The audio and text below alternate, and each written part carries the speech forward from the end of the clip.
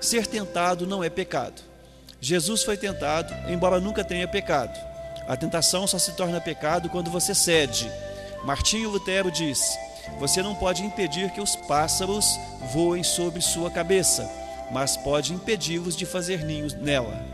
Você não pode impedir o diabo de sugerir pensamentos, mas pode escolher não mantê-los ou agir segundo eles. Por exemplo, muitas pessoas não sabem a diferença entre atração física ou estímulo sexual e desejo sexual ilícito.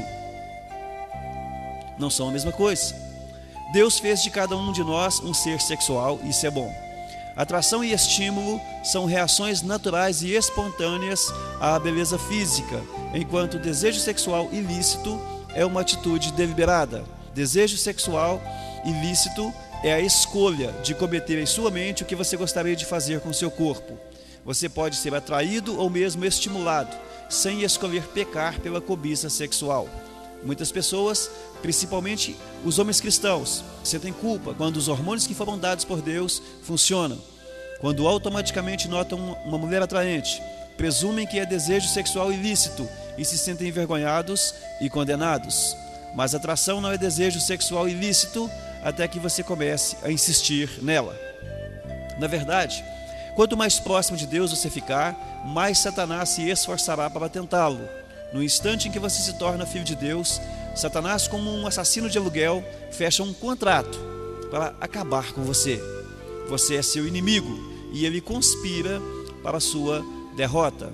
Às vezes, enquanto você ora, Satanás irá sugerir um pensamento mau ou bizarro, apenas para distraí-lo e envergonhá-lo. Não fique assustado ou envergonhado com isso, mas perceba que Satanás teme as suas orações e tentará de tudo para interrompê-las. Em vez de ficar se condenando com pensamentos como: como é que eu pude pensar uma coisa dessa? Trate-o como uma distração de Satanás e volte imediatamente a se concentrar em Deus. Reconheça seu padrão de tentação e esteja preparado para ele. Existem determinadas situações que o deixam mais vulnerável a tentações do que outras. Algumas circunstâncias o farão tropeçar quase imediatamente, enquanto outras não incomodam tanto. São situações especiais para suas fraquezas e você precisa identificá-las, porque Satanás certamente as conhece. Ele sabe certamente o que o faz cair e trabalha constantemente para colocá-lo nessas circunstâncias. Pedro adverte: estejam alertas, o diabo está pronto para atacar, e o que mais lhe traria satisfação seria pegá-los cochilando. Pergunte a si mesmo: quando sou mais tentado? Em qual dia da semana? A que horas do dia?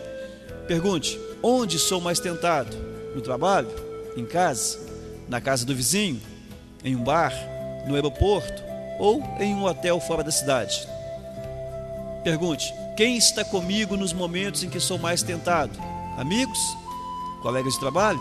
Uma multidão de estranhos? Quando estou só? Pergunte também: como normalmente me sinto quando sou mais tentado? Pode ser quando você está cansado, solitário, entediado, deprimido ou sob pressão. Talvez seja quando você está magoado, zangado, preocupado, ou após um grande sucesso ou um momento de enlevo espiritual. Você deve identificar seu padrão característico de tentação e então se preparar para evitar tais situações, tanto quanto possível. A Bíblia diz continuamente para nos prevenirmos, preparando-nos para enfrentar a tentação. Paulo disse: não deem ao diabo oportunidade para tentar vocês. Planejamento sensato reduz a tentação.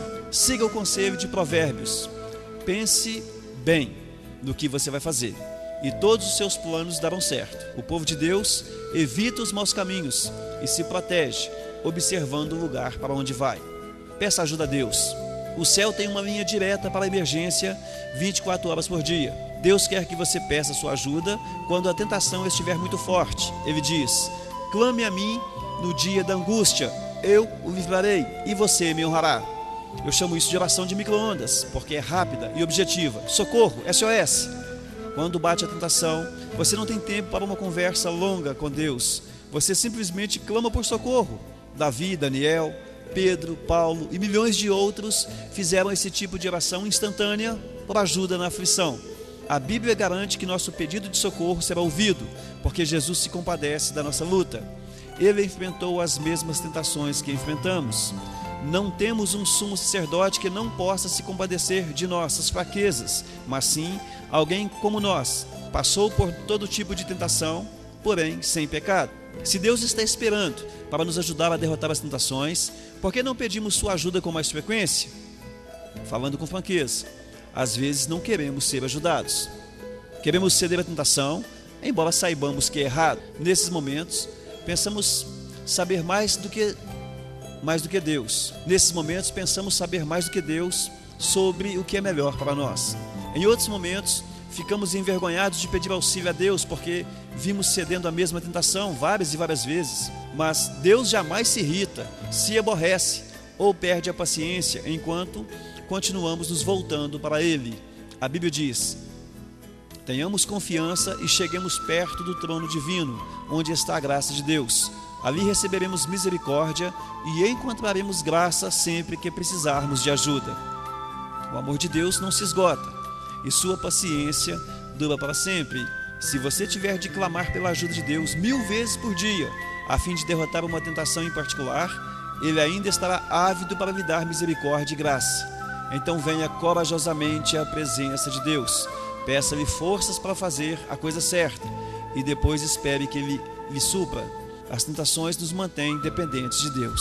Assim como as raízes crescem mais fortes quando o vento sopra contra a árvore, todas as vezes que enfrenta uma tentação, você se torna mais semelhante a Jesus. Quando você tropeça, o que certamente ocorrerá, isso não é fatal. Em vez de ceder ou desistir, busque a Deus. Confie que Ele o ajudará e lembre-se da recompensa que espera por você. Quando as pessoas são tentadas e ainda continuam fortes, devem ficar felizes. Depois de provada a sua fé, Deus as recompensará com vida para sempre. 26º dia, pensando sobre meu propósito. Um tema para reflexão. Toda tentação é uma oportunidade para fazer o bem. Memorize este versículo. Deus abençoa os que pacientemente suportam a provação. No final, receberão a coroa da vida, que Deus prometeu aos que o amam. Tiago capítulo 1, versículo 12. Medite e responda a essa pergunta em seu caderno de anotações. Que atributo do caráter cristão posso desenvolver, derrotando a tentação mais frequente em mim? Deus o abençoe e até amanhã.